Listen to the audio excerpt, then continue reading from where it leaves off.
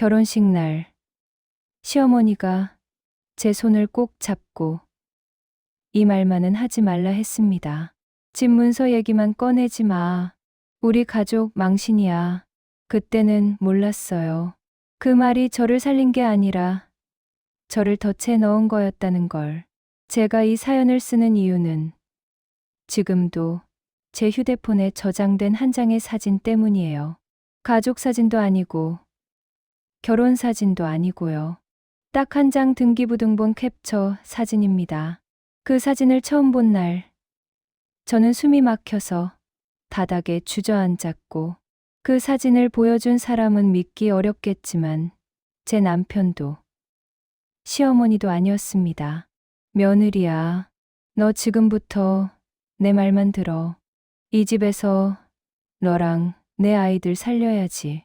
그 말을 한 사람은 늘 저를 못마땅해 하던 시아버지였습니다. 사람들은 며느리라 하면 시댁에서 잔소리 듣고 참고 사는 존재라고들 하잖아요. 저도 그렇게 살았어요. 참고, 웃고, 내 어머님 하고, 제가 할게요 하고. 근데요, 세상에서 제일 무서운 말이 뭔지 아세요? 가족이잖아. 그 말 한마디로 책임이 이동합니다. 누군가는 편해지고 누군가는 무너져요. 저는 그 역할을 너무 오래 했습니다. 제 이름은 한서윤이고요. 39, 두 아이 엄마예요. 직업은 홈쇼핑, 방송 MD였습니다. 숫자, 계약, 물량, 매출 그런 걸로 먹고 사는 사람이죠. 겉으론 야무져 보이는데 집에만 들어오면 저는 늘 며느리로 작아졌습니다. 남편 김태주는 겉보기엔 멀쩡했어요. 외제차 한 대, 깔끔한 셔츠, 말투는 부드럽고 사람들 앞에서는 늘 저를 우리 집사람이라며 치켜 세웠죠. 서윤이가 진짜 야무져요. 내가 복 받았지. 우리 애들 엄마가 서윤이라 다행이지. 그 말에 저는 바보처럼 감동했어요. 그런데 집 문을 닫는 순간 남편은 늘 달라졌습니다. 엄마, 전화 왔어. 이번 주말에 와서 밥 먹재. 나 이번 주말 애들 학원 상담. 서윤아, 가족이잖아. 내가 맞춰. 그 말이 참 많이도 따라다녔습니다. 맞추다 보면 내 삶이 사라지더라고요. 시댁은 겉으로는 좋은 집안이었습니다. 시아버지 김도식 씨는 작은 건설자재 유통회사를 오래 운영했고, 시어머니 정미선 씨는 교회 권사로 동네에서 인심 좋기로 유명했죠. 우리 미선 권사님은 며느리도 딸처럼 챙겨. 태준이 마누라 복이야. 사람들 앞에서는 시어머니가 제 팔을 꼭 잡고 말했습니다. 며느리야, 우리 가족은 한 몸이야. 누가 아프면 같이 아프고, 누가 잘 되면 같이 잘 되는 거야. 저는 그 말을 믿었어요. 내가 들어가면 가족이 되는 거라 믿었습니다. 그런데 결혼하고 3년이 지났을 무렵부터 시어머니가 가족이라는 단어를 다른 방식으로 쓰기 시작했어요. 며느리야, 내가 카드로 좀 결제해. 엄마가 다음 달에 줄게. 며느리야, 내 이름으로 잠깐만 대출 조회해볼까? 그냥 조회만이야. 며느리야, 내가 좀 말해봐. 너 말이면 태준이가 듣잖아. 처음엔 정말 사소했어요. 백화점에서 코트 하나, 건강식품 결제 하나, 아이들 학원비 대신 내기 하나. 시어머니는 늘 말했습니다. 며느리야, 너는 며느리지만 우리 딸이야. 엄마가 너 손해보게 하겠니? 그 말이 이상하게 따뜻하게 들렸어요. 저는 친정에서 내가 알아서 해라는 말을 많이 듣고 자란 편이라 누군가 저를 붙잡고 딸이라 불러주는 게 마음이 약해지더라고요. 그러던 어느 날 사건이 시작됐습니다. 남편이 술에 취해 들어와서는 세면대 앞에 서서 웃더군요. 서윤아, 우리 집 드디어 큰 거 하나 터졌어. 뭐가? 아파트 재개발 확정이래. 우리 동네 시세가 확 뛰겠지. 그날 밤, 저는 정말 오랜만에 남편과 꿈 같은 얘기를 했어요. 그럼 우리 대출 좀 정리할 수 있겠다. 애들 교육비도 더 여유 있게. 당신도 사업 그만 욕심내고 회사 다니면. 제가 말하자 남편은 확 웃더니 손을 휘저었습니다. 아냐, 아냐. 이번에 판이 커져. 우리 집은 원래 이런 기회 잘 잡아야 돼. 우리 집. 그 말이 또 나왔죠. 그 다음 주말 시댁에 갔습니다. 상위에는 갈비찜이 올라왔고 시어머니는 유난히 상기된 얼굴이었어요. 며느리야, 너 진짜 복덩이야. 네, 너 들어오고 나서 우리 집이 풀리잖아. 저는 웃어야 하나 싶어서 입꼬리를 올렸는데 시어머니가 제 손을 꽉 잡고 말을 이었습니다. 이번에 재개발되는 거 너도 알지? 엄마가 너한테만 말하는 건데. 그 순간 저는 심장이 철렁했습니다. 며느리한테만 말한다는 말은 보통 좋은 일이 아니라 위험한 일이거든요. 엄마가 너한테 부탁 하나만 하자. 무슨 부탁이요? 시어머니가 저를 바라보며 아주 조용히 말했어요. 너희가 살고 있는 신혼집 있지? 그 집 내 명의로 돼 있잖아. 네, 그거 태준이 명의로 바꾸자.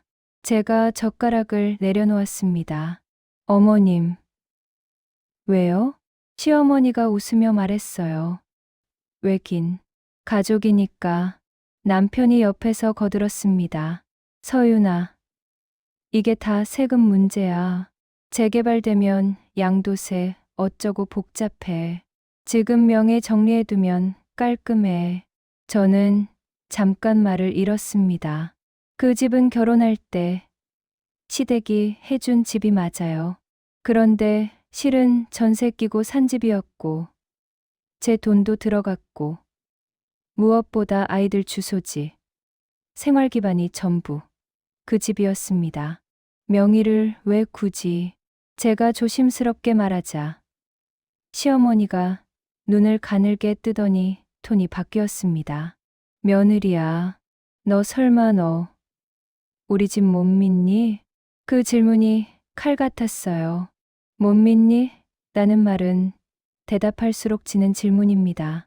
남편이 한숨을 쉬며 말했죠. 서윤아, 엄마가 너한테 나쁜 일 시키겠냐? 그리고 솔직히 그 집 우리 집이 해준 거잖아. 우리 집이 해준 거. 그 말이 제 목을 졸랐습니다. 그날 집에 돌아오는 차 안에서 남편이 말했어요. 서윤아, 그냥 해. 어차피 우리가 사는 집이잖아. 근데 왜 내 명이어야 했고, 이제 왜 바꾸자는 거야? 처음부터 태준이 명의로 했으면 됐잖아. 남편이 운전대를 꽉 잡고 낮게 말했습니다. 처음엔 내가 직장도 탄탄했고, 대출 조건이 내가 더 좋았잖아. 그러니까 내 명의로 대출 끼워서 집 해놓고, 이제 와서 빼겠다는 거야? 제가 목소리를 떨자 남편이 짜증 섞인 웃음을 냈습니다. 아, 진짜. 너 왜 이렇게 꼬아들어? 가족끼리 계산하지 말자며. 계산하지 말자. 그 말이요. 그 말이 결국 내가 다 감당해라는 뜻이더라고요. 저는 쉽게 동의하지 않았습니다. 그래서 며칠 뒤 남편과 크게 싸웠어요. 태준아, 명의 변경은 안 돼. 애들도 있는데 이건 애들은 내 애들이기도 해. 그럼 더더욱 안전하게 해야지. 안전? 내가 뭘 안다고 안전 타령이야. 너 지금 우리 엄마를 사기꾼 취급하는 거야? 그때 남편이 소리쳤어요. 너 며느리 주제에. 저는 그 말을 듣고 한동안 숨이 안 쉬어졌습니다.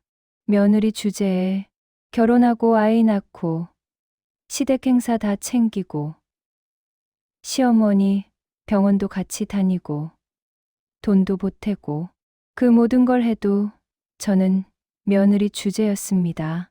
그날 밤 시어머니에게 전화가 왔습니다. 서윤아, 네, 어머님, 며느리야. 내가 싫어서 그러는 거 아니야. 시어머니는 늘 이렇게 시작했습니다. 싫어서 그러는 거 아니다는 말은 싫어서 그러는 겁니다. 엄마도 며느리 생활해봤잖니. 근데 말이야, 내가 너무 내 편만 들면 결혼 생활 오래 못 간다. 제가 제 편만 든다고요? 그럼 명예 하나 바꾸는 게 뭐가 그렇게 큰일이니? 너 혹시 이혼할 생각이라도 있니? 저는 그 질문이 너무 황당해서 말이 막혔습니다. 어머님, 그게 무슨... 서윤아, 엄마는 너 같은 며느리 많이 봤어. 착한 척 하다가 나중에 재산 챙겨서 나가는 애들. 그 말에 제 손이 덜덜 떨렸어요. 어머님, 저는 그런 사람 아니에요. 시어머니가 아주 조용히 말했습니다. 그럼 증명해. 증명. 며느리에게 증명을 요구하는 가족은 이미 가족이 아닙니다. 며칠 뒤 남편은 제게 서류 봉투를 내밀었습니다. 여기 명예 이전 서류. 나 사인 안 할 거야. 남편이 제 얼굴을 똑바로 보며 말했습니다. 그럼 나도 더 이상 너 편 못 들어. 당신이 언제 내 편이었는데? 제가 던지듯 말하자 남편이 이를 갈았습니다.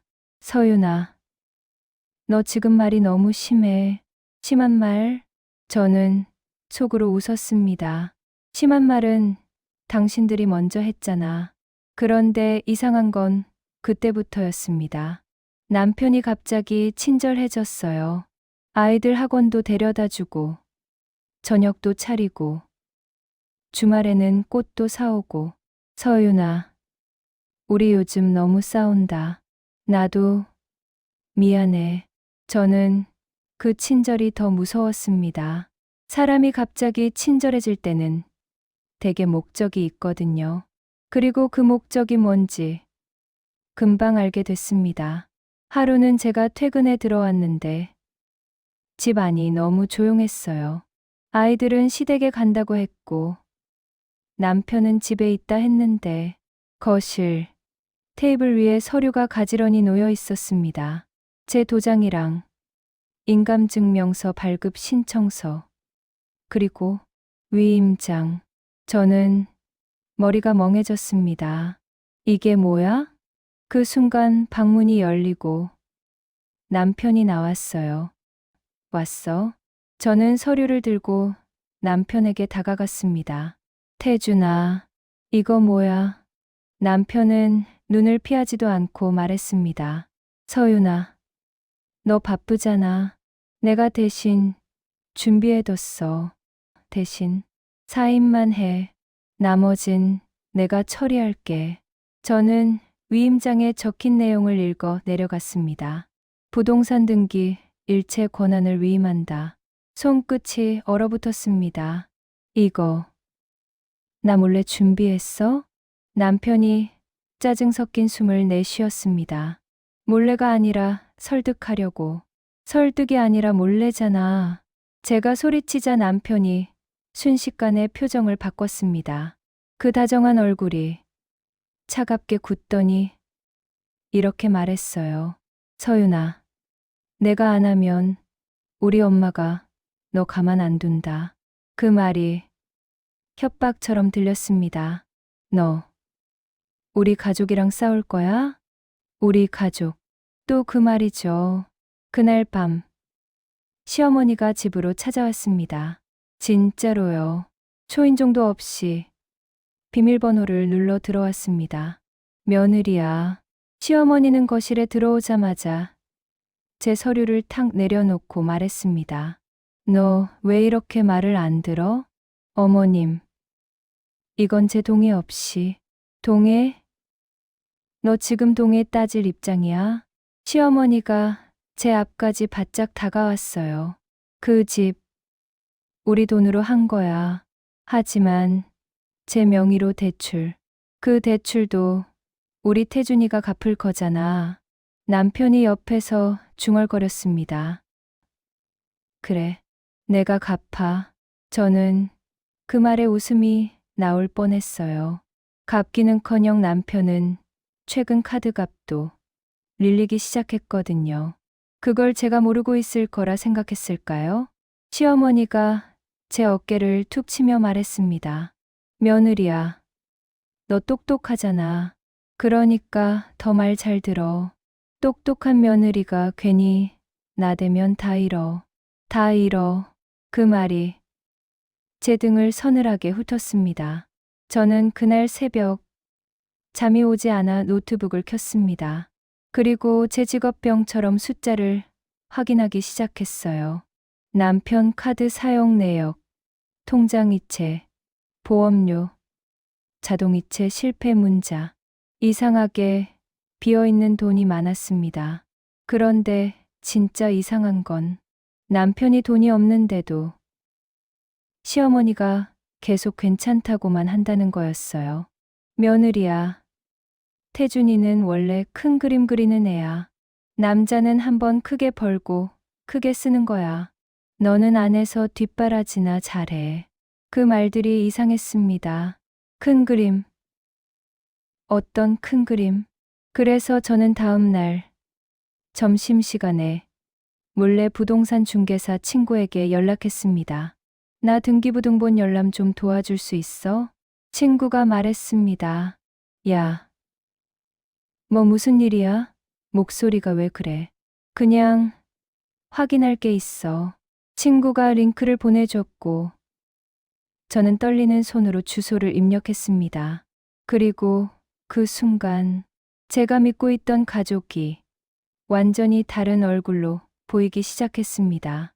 등기부등본에는 제가 알고 있던 것과 다른 이름이 보였습니다.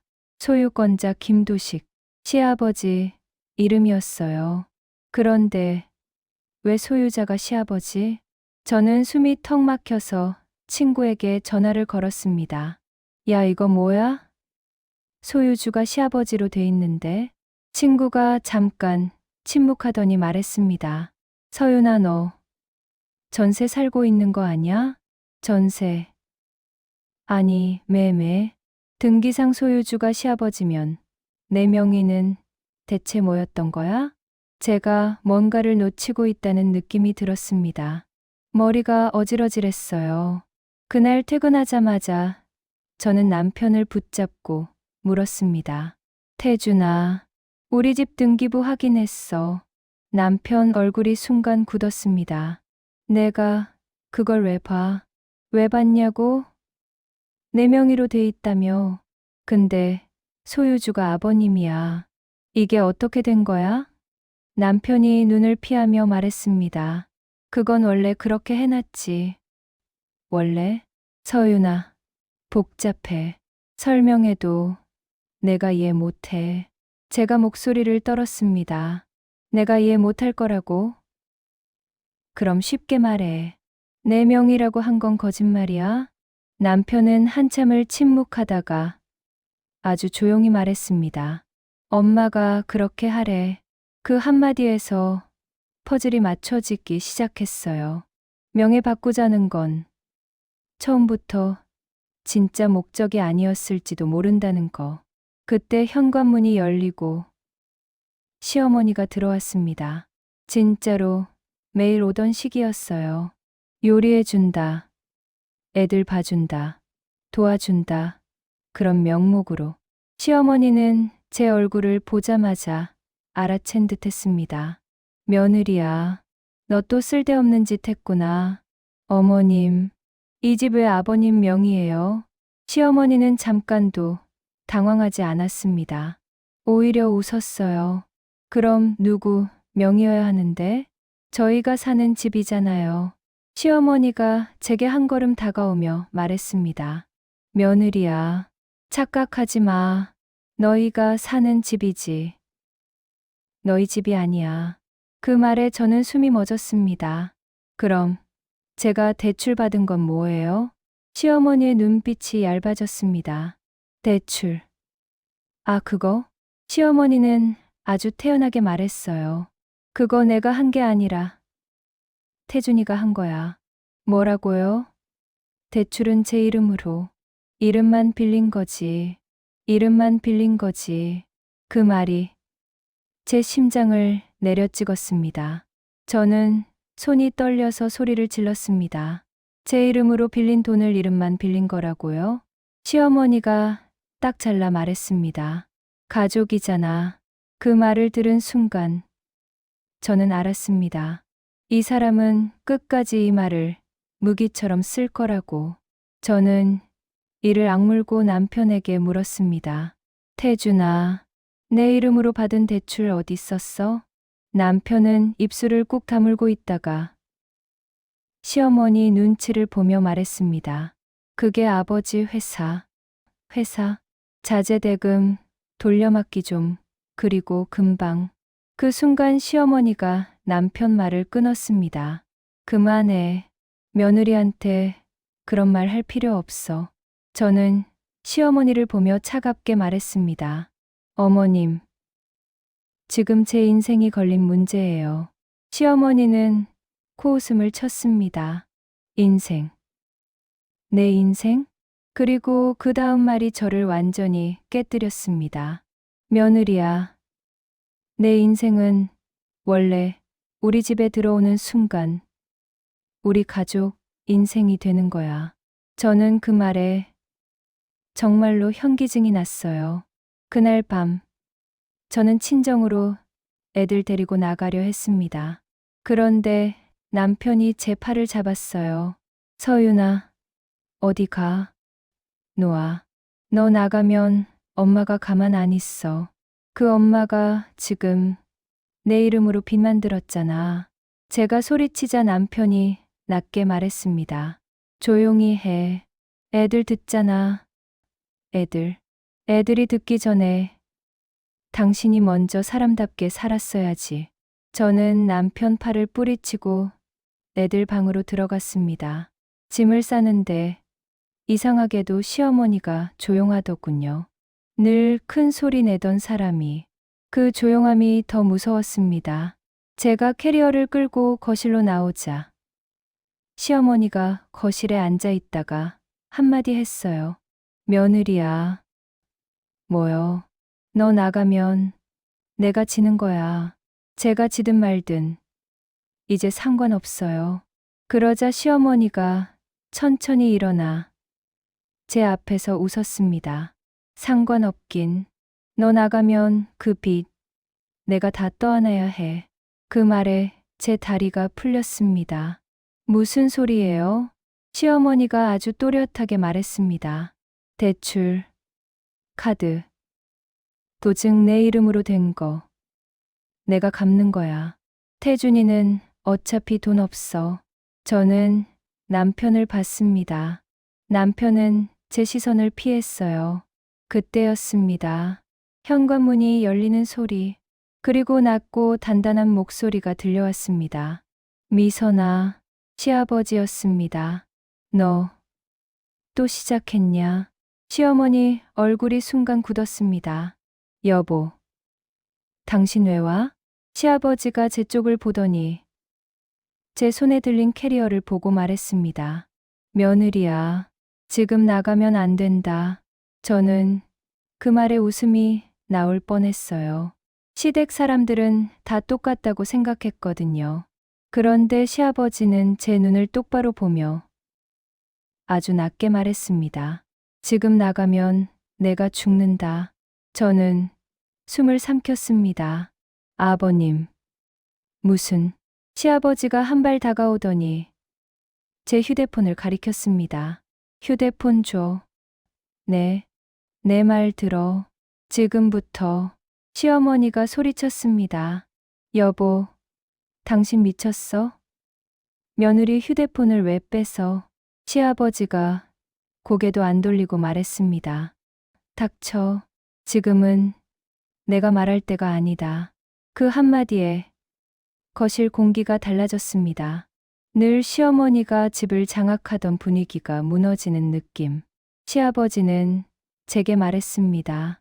며느리야, 내가 지금까지 모른 척한 게 아니다. 너는 몰랐다. 그렇지? 저는 겨우 고개를 끄덕였어요. 시아버지가 아주 짧게 말했습니다. 그럼 아직 살 수 있다. 그 말이 너무 이상해서 저는 눈물이 나올 뻔했습니다. 시아버지가 남편을 보며 물었습니다. 태준아, 너 지금도 엄마 말 들을 거냐? 남편이 작게 대답했습니다. 아버지, 시아버지가 이를 악물고 말했어요. 너, 내 마누라 인생 팔아먹고도 저가 나오냐? 그때서야 저는 알았습니다.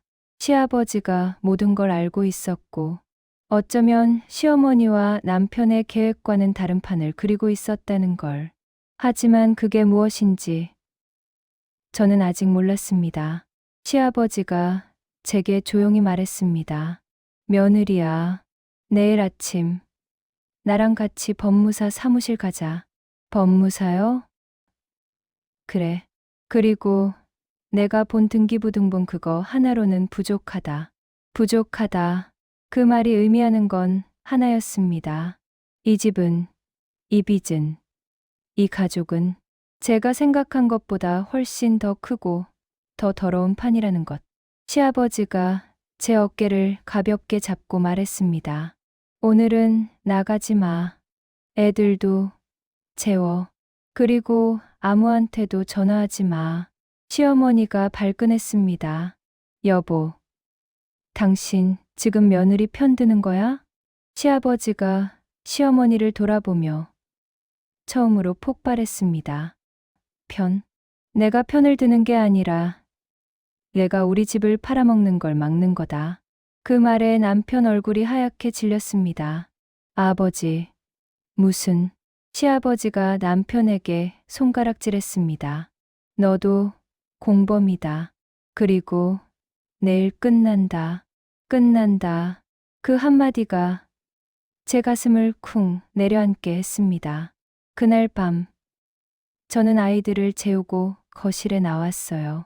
시아버지는 혼자 앉아 담배도 안 피우면서 손을 떨고 있더군요. 그 손떨림이 그냥 분노가 아니라 공포 같았습니다. 제가 조심스럽게 물었습니다. 아버님, 저 솔직히 무서워요. 시아버지가 고개를 끄덕였습니다. 무서워해야 정상이다.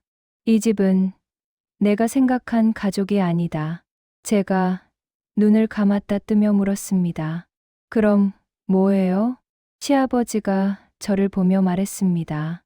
며느리야, 내 시어머니는 우리 집에 돈주를 찾는 사람이 아니다. 네, 돈을 찾는 게 아니라 사람을 찾는다. 명예 빌려줄 사람, 빚 떠안을 사람, 그리고 마지막에 모든 걸 뒤집어 쓸 사람. 제가 숨을 삼켰습니다. 그게 저였어요? 시아버지가 고개를 끄덕였습니다. 그래. 너였다.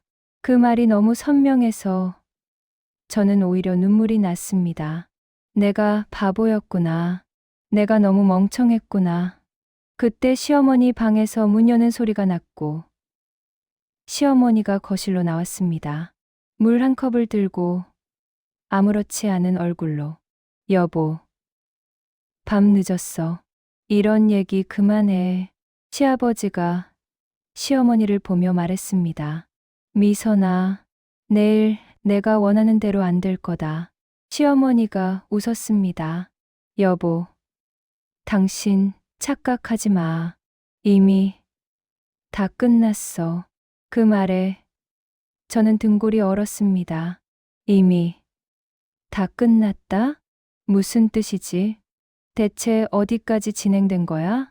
시아버지가 자리에서 일어나 제게 말했습니다. 며느리야, 내일 아침까지 버텨.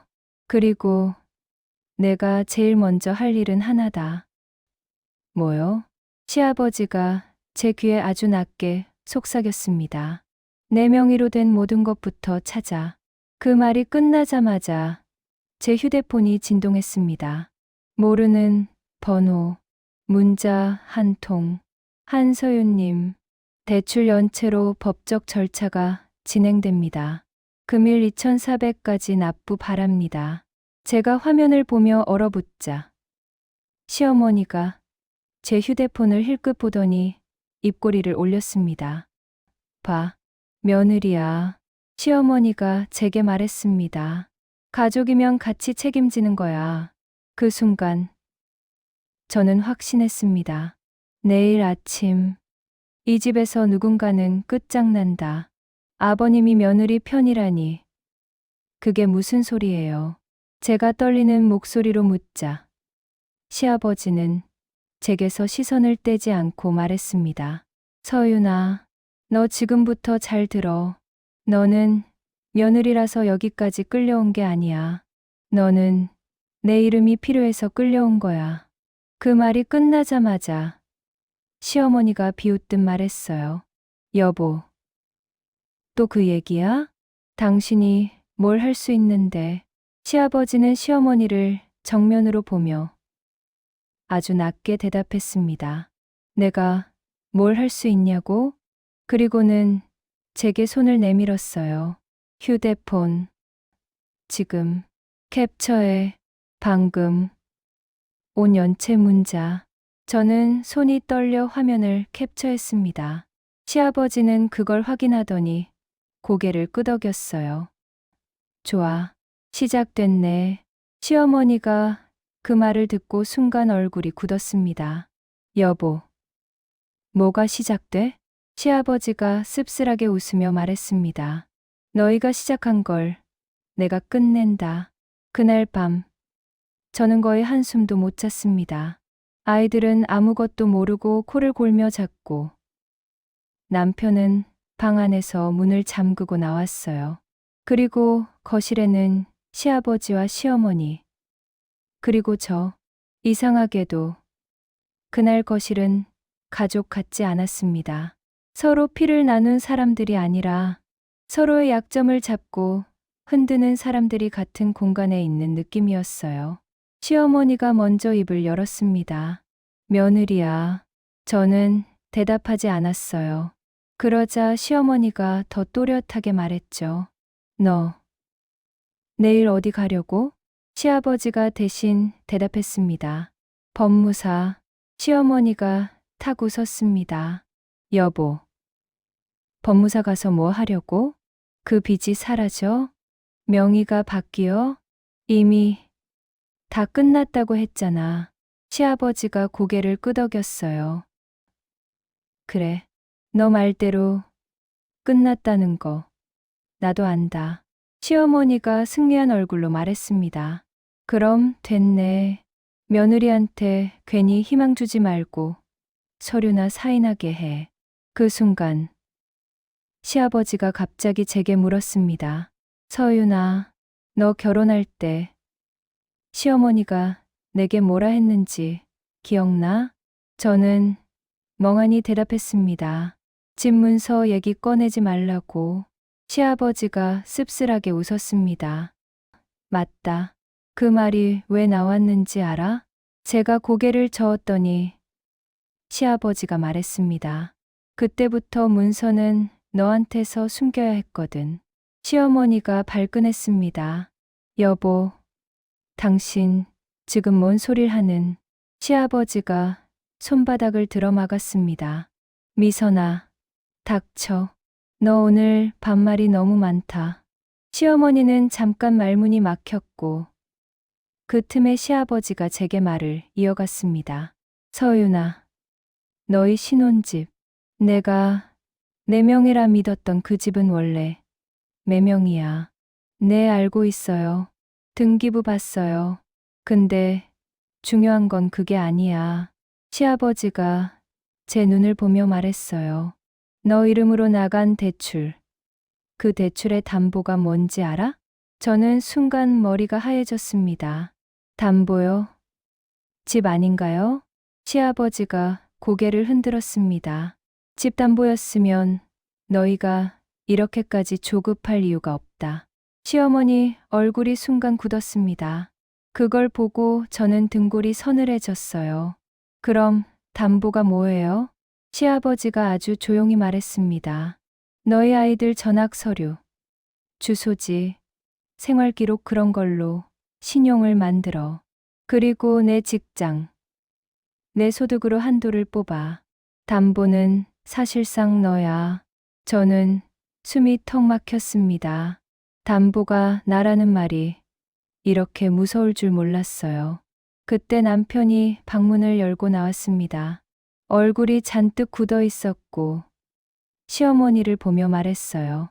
엄마, 그만해. 아빠까지 이러면 판 커져. 판 커져.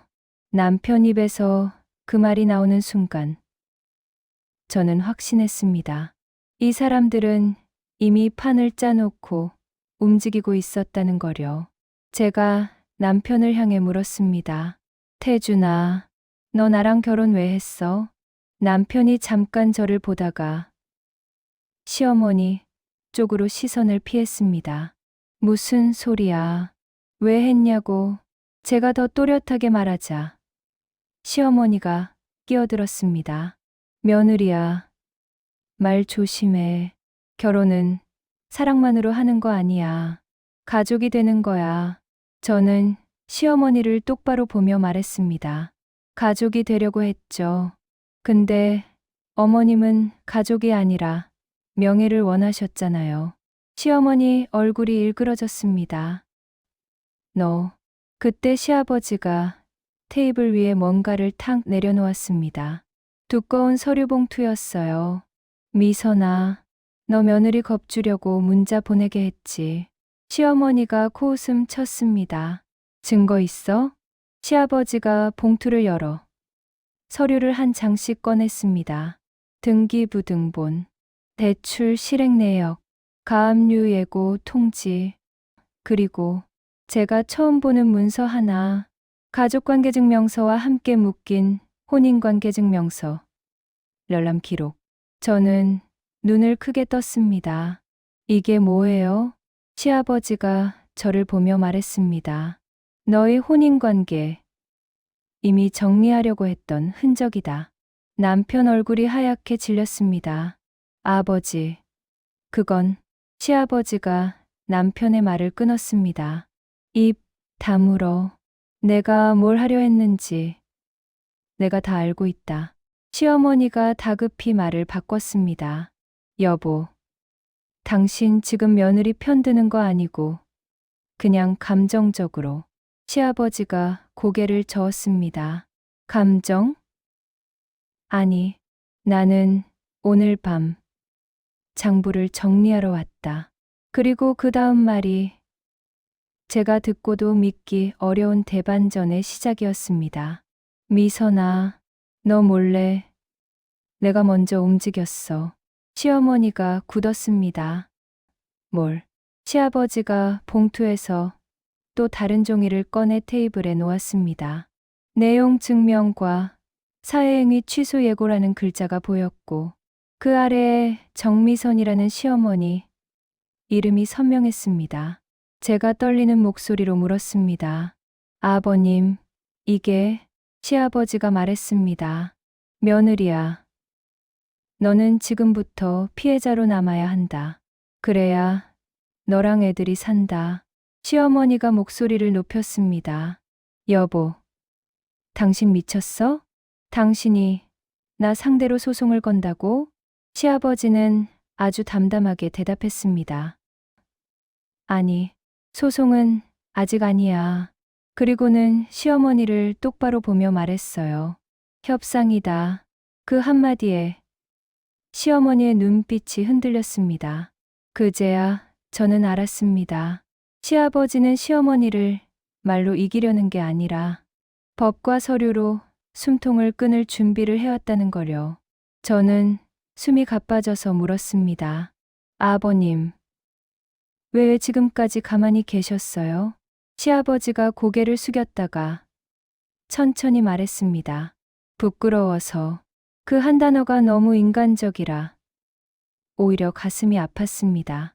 내 집안이 이런 꼴인 걸 인정하기 싫었고 내 아들이 이런 인간이 된 걸 보고 싶지 않았다. 시아버지가 남편을 바라보며 말했습니다. 태준아, 내 엄마가 내 인생 망친 게 아니다. 내가 너를 망친 거야. 남편이 이를 악물며 말했습니다. 아버지, 엄마 탓만 한 적 없어요. 시아버지가 차갑게 웃었습니다. 그럼 내 마누라 탓은 했냐? 남편이 입을 다물었습니다.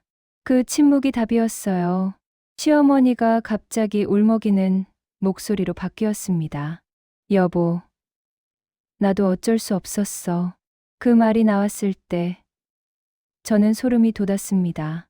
시어머니는 늘 어쩔 수 없었다로 모든 걸 덮으려 했거든요. 애 아빠 회사가 당신 회사가 요 몇 년 얼마나 힘들었는지 알아? 내가 안 움직이면 우리 가족 다 길바닥이었어. 제가 참다 물었습니다.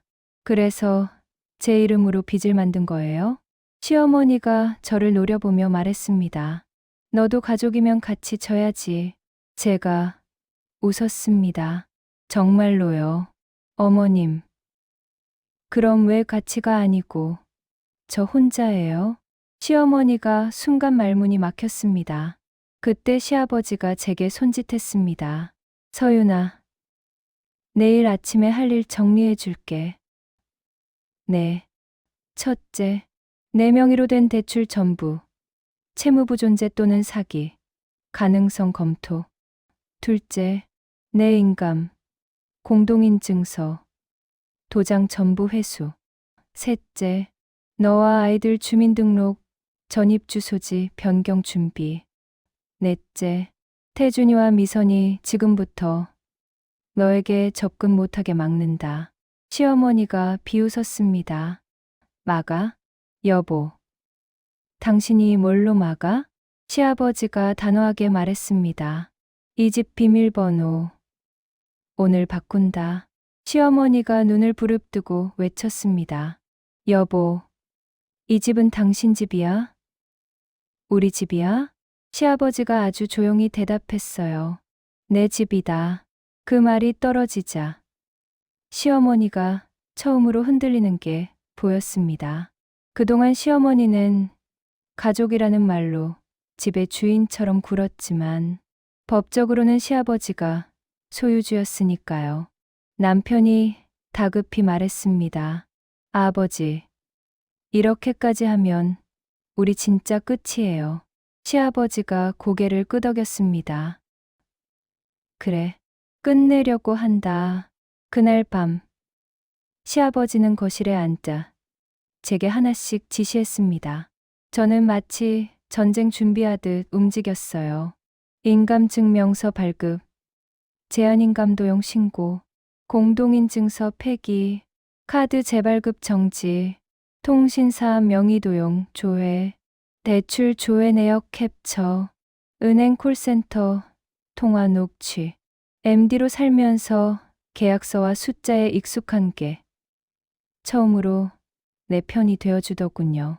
새벽 3시쯤 시어머니가 방문을 열고 나와 거실에서 우리를 봤습니다. 그 눈빛이 살기였습니다. 여보, 며느리, 너희 둘 지금 뭐 하는 거야? 시아버지가 대답했습니다. 정리. 시어머니가 비웃었습니다. 정리? 너희가 정리할 수 있는 건 없어. 서윤이 명의로 나간 돈 이미 다 흩어졌어. 그 말에 저는 손이 얼어붙었습니다. 흩어졌다. 그게 제일 무서운 말이죠. 돈이 어디로 갔는지 모르면 책임은 끝없이 남습니다. 그때 시아버지가 시어머니에게 말했습니다.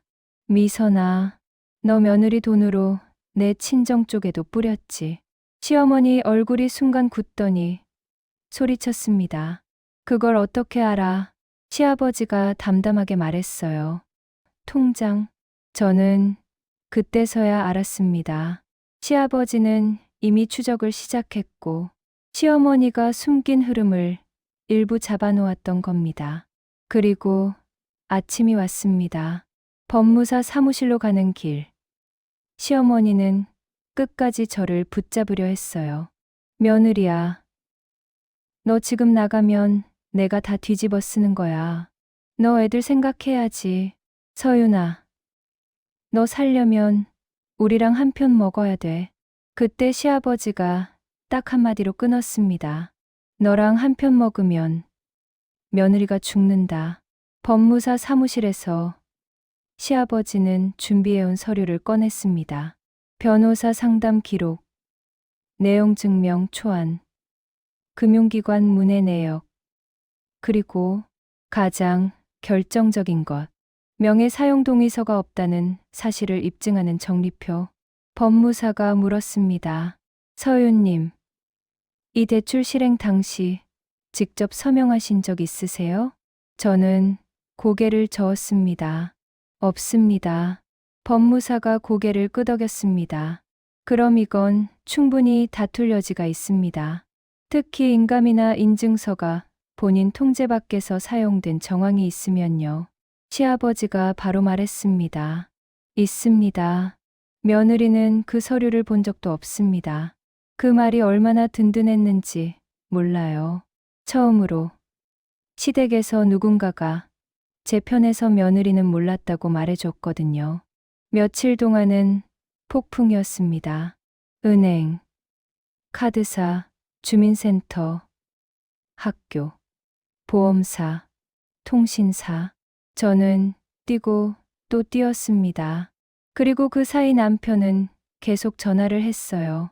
서윤아, 우리 얘기 좀 하자. 애들만은 데려오면 안 돼? 엄마가 지금 정신이...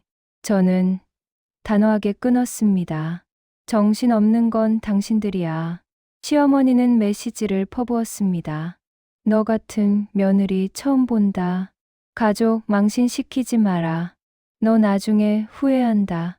애들이 불쌍하지도 않니? 저는 그 문자들을 모두 캡처했습니다. 그날부터 저는 감정으로 싸우지 않기로 했거든요. 서류와 기록으로만 끝내기로.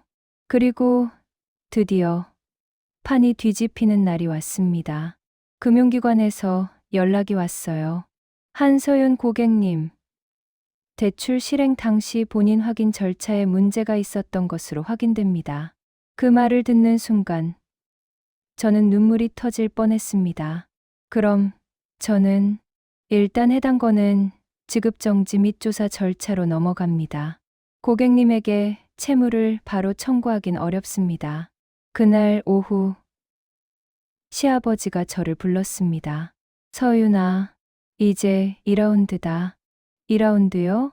시아버지가 이를 악물고 말했습니다. 너희 시어머니 이제 마지막 발악할 거다. 너를 나쁜 며느리로 만들어서 여론으로 누르려 할 거야. 정말로 그랬습니다. 며칠 뒤 동네 교회 사람들, 친척들, 심지어 남편 회사 거래처 쪽까지 소문이 돌기 시작했어요. 며느리가 시댁 돈 빼돌리고 도망갔다더라. 아들 돈으로 집 해줬는데 며느리가 뒤집어 엎었다더라. 요즘 며느리들 무섭다. 그 말을 들을 때마다 저는 손이 떨렸지만 시아버지가 말했습니다. 말로 싸우지 마. 너는 지금 증거로만 말해. 그리고 진짜 대반전이 터진 건 그 다음 주였습니다. 시어머니가 갑자기 제게 만나자고 했습니다. 카페에서요. 사람 많은 곳에서 눈물까지 흘릴 준비를 한 얼굴로. 서윤아, 엄마가 미안해. 그 말을 듣는 순간 저는 속으로 생각했어요. 왔다. 연기 시작. 시어머니는 손수건으로 눈을 닦으며 말했습니다. 너도 알잖아. 엄마가 너 괴롭히려고 그런 거 아니야. 진짜 우리 가족 살리려고 그랬어. 저는 조용히 물었습니다. 어머님, 그래서 제 이름으로요? 시어머니가 고개를 끄덕이며 말했습니다. 응. 근데 있잖아, 여보가 너한테 뭘 말했는지 알아? 아버님이요? 시어머니가 아주 조용히 하지만 확실히 말했어요. 여보가 사실 너를 이용한 거야. 저는 눈썹이 올라갔습니다. 무슨 뜻이에요? 시어머니가 고개를 숙이며 말했습니다. 여보는 원래 우리 회사 빚 다 알고 있었어. 근데 여보가 해결 안 했어. 오히려 너 같은 며느리 들어오길 기다린 거야. 와. 시어머니는 마지막까지 시아버지를 악마로 만들고 자기는 울며 빠져나가려는 수를 두고 있었습니다. 그런데 시어머니는 몰랐어요. 제가 그 카페에 혼자 나온 게 아니라는 걸. 제가 컵을 내려놓고 말했습니다. 어머님. 응, 저 녹음 중이에요. 시어머니 얼굴이 순간 하얗게 질렸습니다. 그리고 그 뒤에서 누군가가 의자를 끌고 앉았습니다. 미선아, 시아버지였습니다. 시어머니는 입을 벌린 채 굳었고 저는 심장이 미친 듯이 뛰었습니다. 아버님, 시아버지가 시어머니를 바라보며 말했습니다.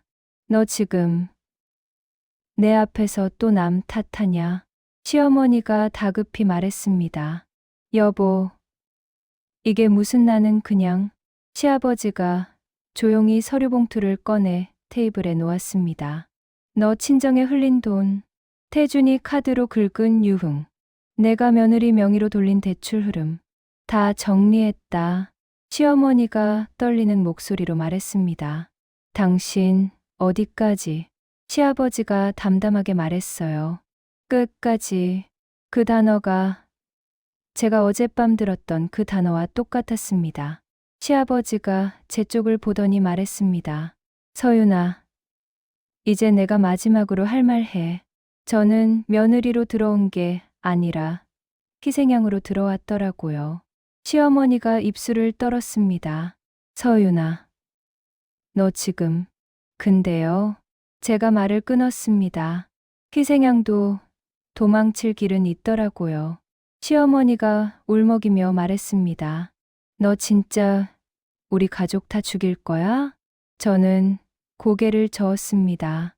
어머님, 제가 가족을 죽이는 게 아니에요. 그리고 아주 또렷하게 말했어요. 어머님이 가족이라는 말로 가족을 찢어놓은 거예요.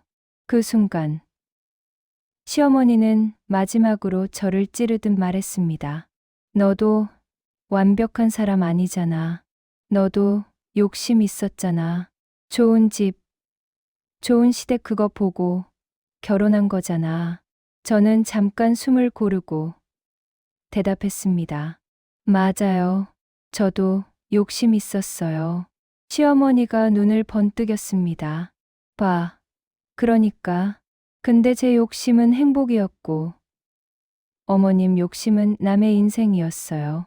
그 말이 떨어지자 시어머니는 말문이 막혔습니다. 그날 이후로 상황은 걷잡을 수 없이 굴러갔습니다. 제 명의로 된 대출권은 조사 절차로 전환. 시어머니가 관여한 정황이 드러나며 법적 대응 시작. 남편은 이혼 소송 과정에서 몰랐다고 발뺌하다가 위임장인감 관련 정황으로 공지. 시아버지는 회사 경영에서 손을 떼고 법적으로 정리에 들어감. 그리고 결정적으로 시아버지가 한 방을 더 준비해뒀습니다. 바로 재산분리와 사회행위 취소였습니다. 쉽게 말하면 시어머니가 며느리 명의로 돌려막으면서 빼돌린 것들을 그건 정상거래가 아니다라고 걸어 되돌리는 절차였어요. 저는 그 과정에서 처음으로 시아버지의 진짜 의도를 알게 됐습니다. 시아버지는 저를 살리려고만 움직인 게 아니었어요. 자기 인생에서 제일 큰 오점을, 자기 아내와 아들이 만든 구렁텅이를 며느리에게 떠넘기게 둘 수 없어서 움직인 겁니다. 결말을 말씀드릴게요. 저는 남편과 이혼했습니다. 양육권은 제가 가져왔고 아이들과 함께 친정 근처로 이사했습니다. 제 명의로 걸렸던 빚 중 상당 부분은 조사 취소 재조정 절차로 넘어갔고 남편 쪽 책임이 명확해지면서 제가 혼자 떠안는 구조는 막았습니다. 시어머니는요, 가족이라는 말로 세상을 장악하던 사람이 정작 가족에게서 고립되기 시작했습니다. 교회에서도, 친척들 사이에서도, 처음엔 저를 욕하던 사람들조차 서류가 나오고 흐름이 드러나자 조용해졌습니다.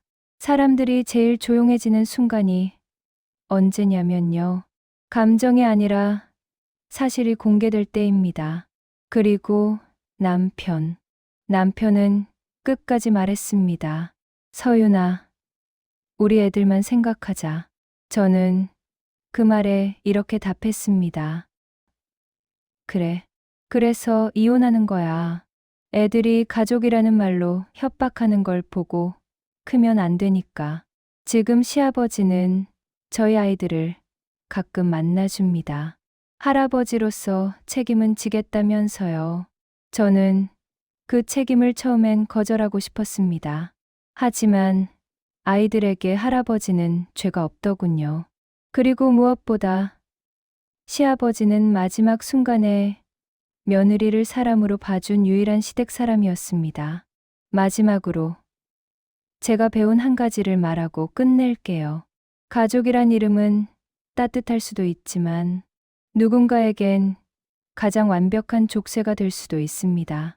특히 며느리라는 자리에서 차마 맞춰 가족이잖아 이 말들이 반복된다면 그건 사랑이 아니라 시스템입니다.